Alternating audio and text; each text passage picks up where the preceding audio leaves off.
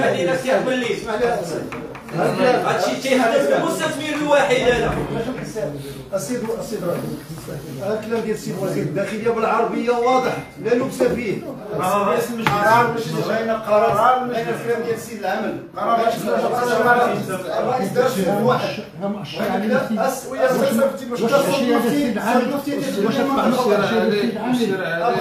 ديال السيد العمل المراسل السيد العمل غلط عاوتاني. وهي المسألة ديال التنطيق ديال التمليل. حنا الموقف ديالي انا هو التمسنا تطبيق القانون، لان السيد الرئيس حنا خدينا موقف معارض من الموقف من القرار ديالو، لانه يجعل التمليل كلها منطقه واحد، ومنطقه واحد بمعنى هي اللي كتكون عندها ضريبه عاليه على الاراضي غير الحضريه غير المبنيه. حنا طلبنا من السيد الرئيس تطبيق الدوري ديال السيد وزير الداخليه كما هي، و باش تكون التنميه مع المشروع اللي كان الخطاب ديال صاحب الجلاله خطاب العرش، والخطاب الثاني داروا سيدنا في البرلمان في افتتاح الدوره العاديه لشهر اكتوبر، وضع واحد المشروع تنموي في المجال الترابي ديال الجامعات وديك ما يسمى التنميه المندمجه.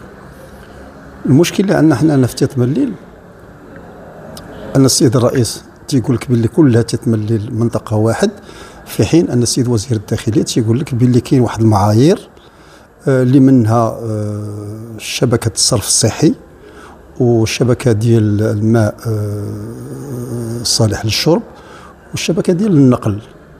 تتمليل ما عندهاش هذه التغطيه هذه، والسيد الرئيس عارف لانه هو رئيس من 92 فتعرف تتمليل الواقع ديالها كي داير.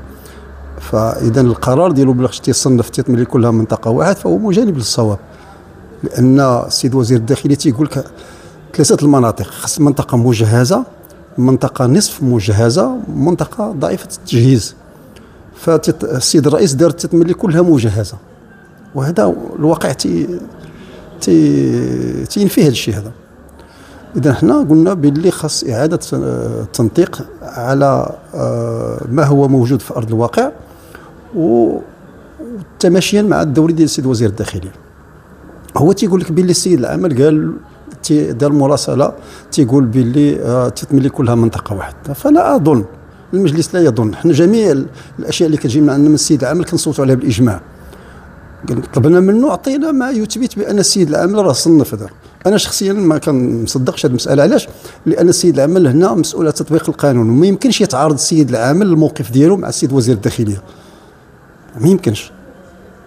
فيه حيف وفيه واحد التجاوز على حقوق المواطنين اللي اراضي ديال. لان شنو حنا شفنا منظور شمولي، شفنا البرنامج التنموي وشفنا لا تي ان بي ضريبه على الاراضي غير الحضريه غير المبنيه، وشفنا البلان داميناجمون ديال 2015 اللي اشنو حبس التنميه لمده 10 سنوات، وبقينا كننتظروا البلان داميناجمون التصميم والتهيئه ديال 2025. فاذا به هو كيجي كيضيف عراقيل اكبر من اللي جا بها البلان داميناجمون ديال 2015، بما كاينه معوقات.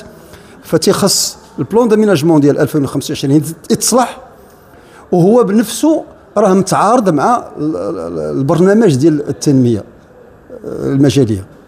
اذا هنا كاين امور المواطن هنا في تطبيق الشهاده غادي محاصر، غادي يصبح محاصر ما بين لا تي ان بي، لان لما خلصش غادي يولي القانون المالي ديال 2026 غادي يكون استخلاص اجباري، بمعنى الاراضي الناس غادي تولي تحال على المحكمه، وغادي يجيو مالين الشكاره غادي يشريوا الارض، والناس غادي يبقاو هنا مشردين. اذا حنا كنمثلوا الناس وانتخبونا الناس نجيو للمجلس باش ندافعوا على مصالح الناس. حنا باغيين التنميه وباغيين القانون وما باغيينش الضرر للناس وميم طون. اذا حنا هذا هو الموقف ديالنا، الموقف ديالنا اظن سليم. حنا بغينا الكلام ولا الدوري ديال السيد وزير الداخليه اللي صنفات ووضعت معايير بغيناها تكون هنا في تتملي. الرفض بالاجماع، المجلس كله رفض. حنا كنطلبوا اعاده، احنا بغينا التنطيق على حساب الواقع، وعلى حسب المعايير اللي داير السيد وزير الداخليه اللي كاينه في الدوريه ديالو. وبغينا نمشيو مع المشروع الملكي السامي، وبغينا البلان داميناجمون يعاود ما يكونش هو السبب ديال العرقله ديال تيطملين. الا كان البلان داميناجمون ديال 2015 عرقلها لمده 10 سنوات، فراه الناس على الاقل بقات عندهم الارض ديالهم، ما كانش التنميه ولكن بقات عندهم الارض ديالهم. دونك باللي الا خدينا البلان داميناجمون ديال 2025 وضفنا ليه المشروع ديال القانون المالي، عفوا القانون المالي ديال 2026، فالناس غادا تمشي لهم الاراضي ديالهم. لا نوريا حنا عندنا واحد الاتفاقيه ديال الشراكه يعني، وديك البنود ديال الاتفاقيه راها واضحه. حنا بغي هذيك لا نوريا كان جابها السيد العامل، حنا بغينا التنميه والنهوض بالرياضه في تيطملين، ولكن لحد الساعه حنا كنتبعوا النتائج ديالها، فلا تخفى على احد بان هي ما عندهاش نتائج. كاين دعم كبير مالي ولوجيستي وكله كاين، ولكن المردوديه ما كايناش، فهي حتى للصف الاخير او ما قبل الاخير. ما غاداش. العفو تبارك الله.